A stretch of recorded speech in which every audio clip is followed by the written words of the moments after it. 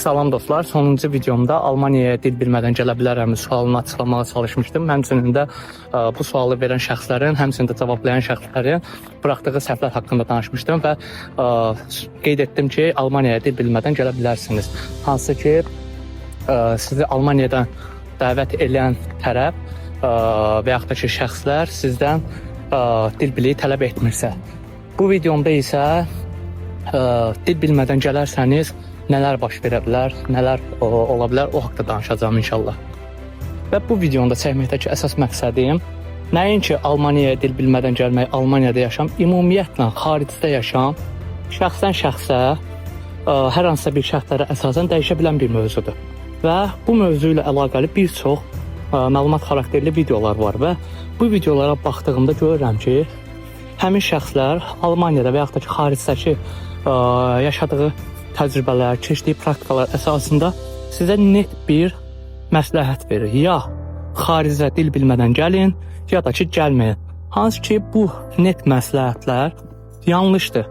Çünki bu mövzu elə bir mövzudur ki, şəxsdən şəxsə, şəxsin bacarığına görə dəyişə bilən mövzudur. Məsəl üçün, hər hansısa bir şəxs gəlib Almaniyaya, onun Almanca dil biliyi yoxdur.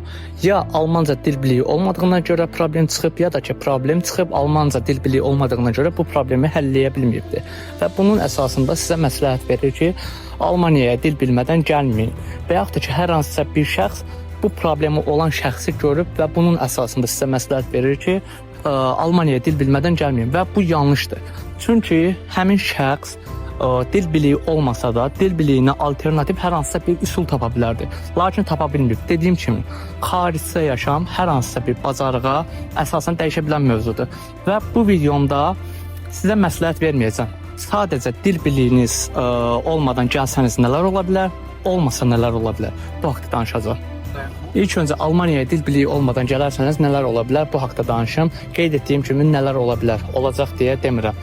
Əvvəla, siz Almaniyaya işçi vizası ilə gəlirsinizsə, hər hansısa bir iş yeri sizi dəvət edibsə, iş yerində işçilərlə sifarişləri anlamama kimi bir problem çıxırsa, siz işdən çıxarıla bilərsiniz.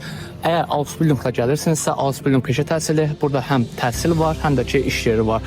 Və məktəbinizdə də, iş yerinizdə də dil baxımından problem yaranırsa, təbii ki, siz işdən çıxarıla bilərsiniz.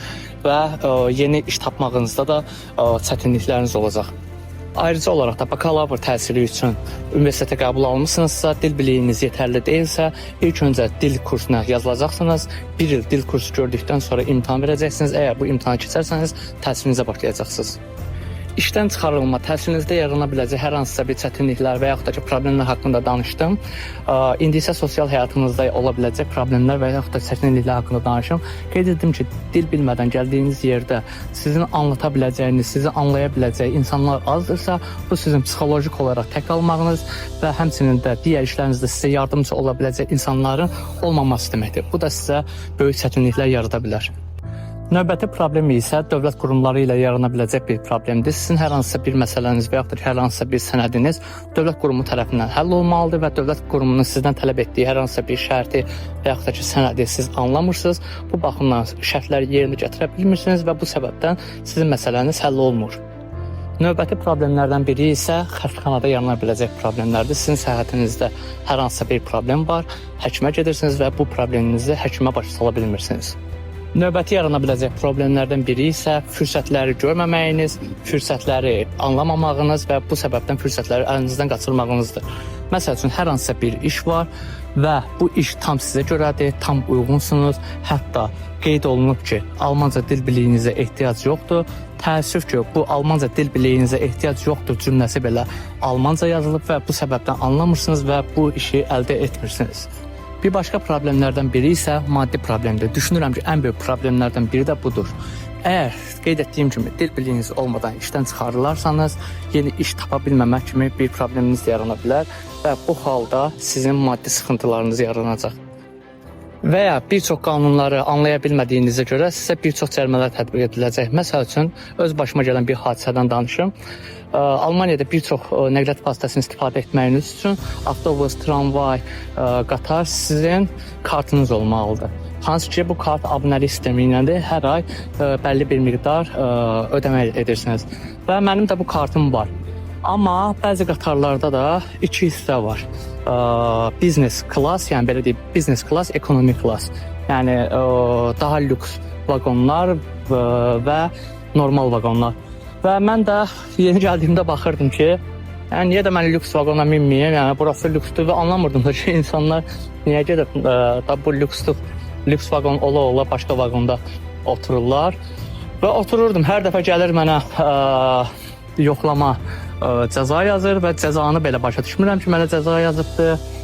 Cəzanı harda ödəyə biləcəyimi sonradan dedilər, onu belə anlamadım və ödəyə bilmədiyimə görə də, yəni hardan ödəniləcəyini bilmirəm. Ödəyə bilmədiyimə görə də üstünə faiz gəlir, bu kimi maddi problemlər yaranmışdı.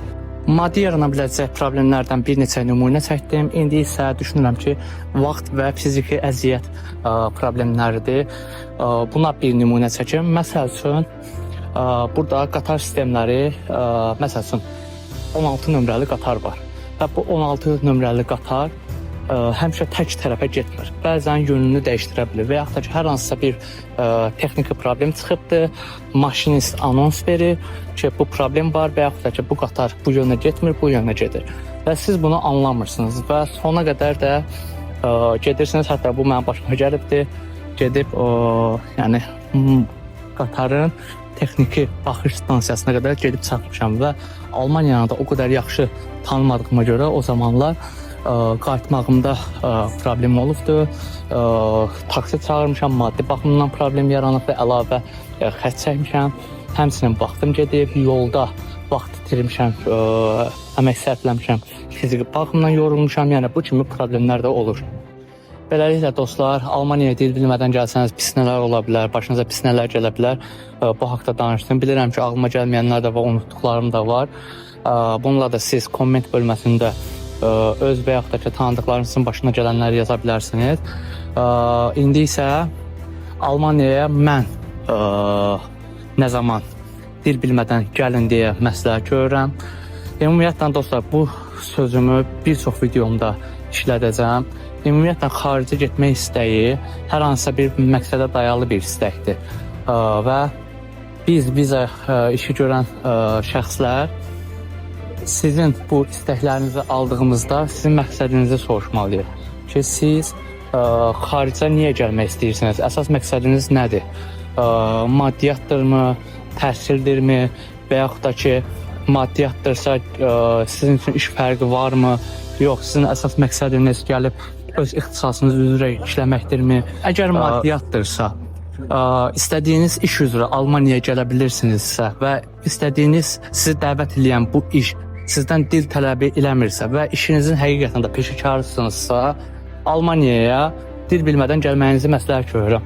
Çünki siz Almaniyaya gələrəkdən, bunu canlı yayımlarında da deyirəm, bir var Azərbaycanda alman dilini öyrənib Almaniyaya gələsiniz, bir də var ki, işiniz üzrə peşəkarsınız, sizi dəvət edən şirkət sizin bu bacarığınızın fərqindədir və sizi qərarlılıqla Almaniyaya dəvət edir, heç bir dil biliyi tələb eləmir.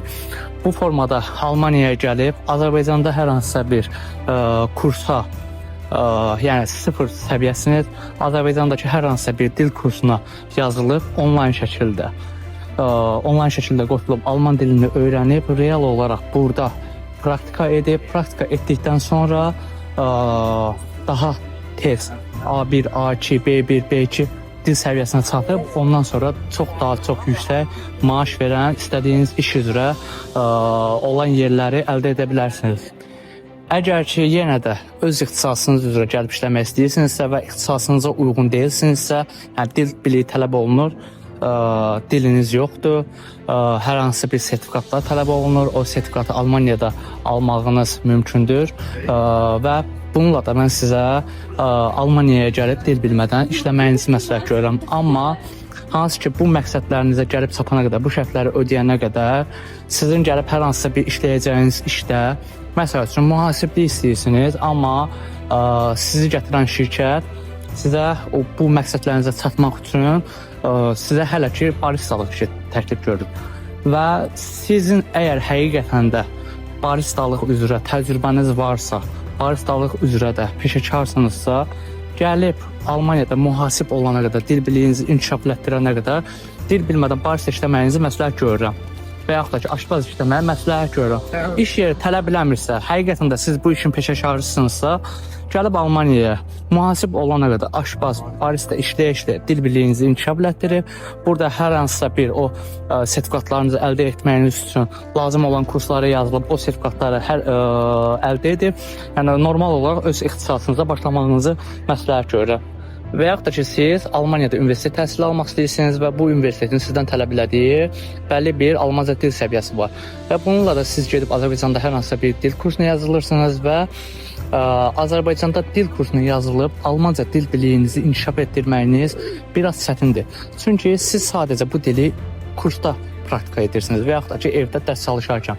Amma Almaniyaya gəlib Azərbaycandakı dil kursuna yenə də onlayn qoşulub, Azərbaycanlı müəllim və yaxud da ki, müəllimə tərəfindən qrammatika öyrədilib, söz bazası əldə edilib, Almaniyada, yəni dərsdən həmən sonra Almaniyada, Alman mühitində bunu praktika etməyiniz daha məqsədə uyğundur. Və bu sizin üçün də maddiyyat baxımından əlverişlidir. Məsələn, bəlli bir dil səviyyəsini bir var 8 ayda yiyələnəsiniz, bir də var ki 4 ayda. Və Azərbaycandakı çox kurs da, dil kursu da bu baxımdan çox qınanılır. Əslində qınaq səbəbi, yəni düşünürəm ki, kurs deyil, mühitdir. Çünki məsəl üçün bir tələbə gedir kursa, deyir ki, mən A2 dil səviyyəsi istəyirəm və kurs da tutaq ki, deyir ki, 4 aya A2 səviyyəsində ola bilərsən. Və kurs başlayır bu tələbəni öyrətməyə. Lakin tələbə Alman mühitində deyil. Bu Almancanı praktika etmir. Sadəcə dərsdə və yaxud da ki, evdə dərslərini çalışarkən praktika edir, bitdi. Və 4 ayın sonunda baxırlar ki, yəni A2 səviyyəsinə gəlib çatmayıbdır. Və yaxud da ki, A2 dil səviyyəsinə gəldiyini sanır və yaxud da ki, B1 səviyyəsinə gəldiyini sanır. Amma Almaniyaya gəldiyində görür ki, heç də bu belə deyilmiş. Qrammatika fərqli olmasa da tələffüzlər fərqlidir, qarşısındakını anlamır və sürətli danışa bilmir. Və bununla da yenə kursa davam edir, əlavə olaraq yenə xərcləri olur və beləliklə də həm zaman itirmiş olur, həm də ki, maddiyyat. Və yaxud da ki, hər hansısa bir müştəri ilə danışarkən, müştərinin özünün dediyi üzərə mənim Azərbaycanda oxuyaraq dilə yiyələnməyim mümkün deyil. Çünki mənim oxumaqla aram yoxdur. Və bunu keçənki videomda da qeyd etmişdim ki, Almaniyaya dil bilmədən gələ bilərəm sual verən şəxslərin 90% maraqlı deyil ki, gəlsəm nə olar, gəlməsəm nə olar. Onlar sadəcə bunu öyrənmək istəyirlər. Mən Almanca dil biliyim olmadan Almaniya işçi vizasını və yaxud da ki, hər hansısa bir vizanı əldə edə bilərəmmi? Onlar sadəcə bunu soruşurlar. Maraqlı deyil ki, gəlsəm nə olacaq, olmayacaq.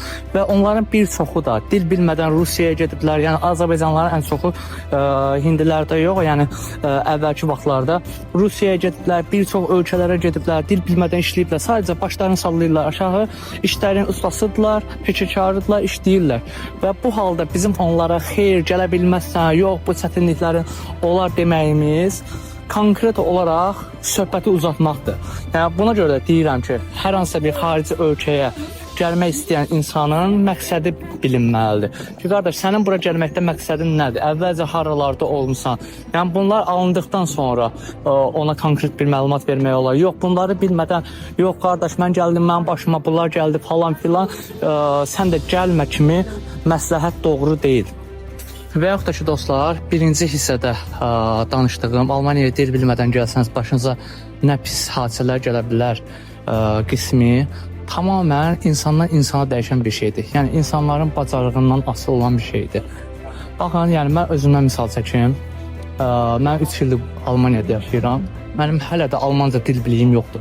Söz bazam var, qarşımda danışarkən nə danışır anlayıram, amma qrammatika olmadığına görə mən Almanca danışmıram. Yəni 90% belə deyim, İngiliscə danışıram, geri qalan hallarda türkcə, bildiyim qədərilə qarşımdakı rusca bilirsə, rusca, çox az da ki, Almanca. Yəni qarşımdakı nə bu dillərin heç birini bilməz, artıq söz bazamdan istifadə edib, qrammatikasız, yəni qarşımdakı yəni düzünə söz düzərək başa sarım. Və yaxud da ki, dövlət qurumlarına gedirəm, tələb edirəm ki, mənimlə İngiliscə danışın. və dövlət qurumlarının, buradakı dövlət qurumlarının, bankların sizinlə ingiliscə, sizin dilinizdə mümkün qədər sizə kömək etməkləri borclarıdır. Çünki siz dövlət qurumlarının da, bankların da, buradakı işiniz keçən hər bir yerin sizə kömək etməsi onların borclarıdır. Siz onların müştərisisiniz. Dövlət qurumunun da müştərisisiniz. Çünki vergi ödəyirsiniz. İşləyərək vergi ödəyirsiniz. Əgər qarışdırmışsınızsa, müştərisiniz. Sizə kömək etməlidirlər. Ən azından okey. Tamam, ingiliscə bilmirsiniz. Onlar da türkçəniz var, onlar da türkçə bilmir və danışa bilmirsiniz. Açın, alınıza gəlsin, açın ChatGPT-ni. ChatGPT-nin səs funksiyası var. Səs funksiyasında deyin ki, qarşımda alman var, mənim ona dediklərimi almanca, onun mənə dediklərini Azərbaycanca tərcümə et və heç bir şərh, komment qatma. Və bununla sizin ona dediklərinizi avtomatik olaraq almanca, onun da sizə dediklərini Azərbaycanca tərcümə edəcək.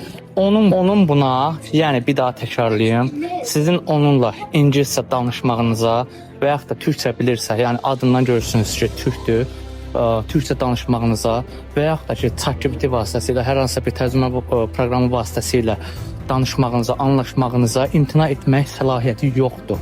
Çünki siz xarici vətəndaşsınız, sizin güvənliyiniz Almaniya dövlətinin boyundadır. Və siz Almanca dil biliyi olmadan gəlməyinizi öncədən Alman səfirliyi təsdiqləyibdir. Zaten bilirsiniz ki, sizin Almanca dil biliyiniz yox, təsdiqləyibdir. Və olar ki, yəni irqçiliyə, düşüncə olaraq bunu düşünə bilməz ki, o sizə mütləq kömək etməlidir. Sizin bunları ona xatırlatmağınız nöqsan deyil. Mütləq olaraq xatırladın və xatırlatdıqdan sonra onlar artıq başa düşəcəklər. Düşməyə də bilərlər əlbəttə ki. Yəni mənim başıma gəlibdir dövlət qurumlarında, burada Ausländer Behörde idarəsində mənə qarşı irqçilik olubdur, banklarda irqçilik olub, deyiblər ki, mütləq Almanca ana dil sən bilməlisən. Lazım cavablarını vermişəm ki, mən sənin müştərinəm, mən sənə görə yox, sən mənə görə can atmalısan ki, anlaşaq. Həmçinin də yəni dövlət qurumunda, Ausländer Behörde'də də demişəm, mənim güvənliyim sizin boynunuzdadır, mən bu dövlətə vergi verirəm. Və bilirəm, yəni açıq aydın görürəm. İngiliscə danışıram, başa düşür, amma qayıdıb mənə qəsdən Almanca cavab verir. Və bunları dedikdən sonra həqiqətən də qarşımdakı tərəf ingiliscə danışmağa başlayıbdır. Və yaxud da ki, özü ingiliscə az bilir, dediklərimi başa düşür, lakin danışmağa cəhd etmir. Ondan sonra artıq ərinməyib, ingiliscə yaxşı bilən iş yoldaşını dəvət edibdir, onunla danışmışam. Beləliklə dostlar, bu videomda da Almaniyaya dil bilmədən gəlsəniz pis nələr ola bilər? Və yaxud da ki, mən öz müştərilərimə nə zaman məsləhət görürəm ki, yəni dil bilmədən gəlsinlər, bu haqda danışdım. İnşallah ki, növbəti videomda da düşünürəm ki, Ausbildungmu yoxsa işçi vizasımı, iş üzrə gəlməkmi, bu haqda danışacağım. Gələn görüşlərdə.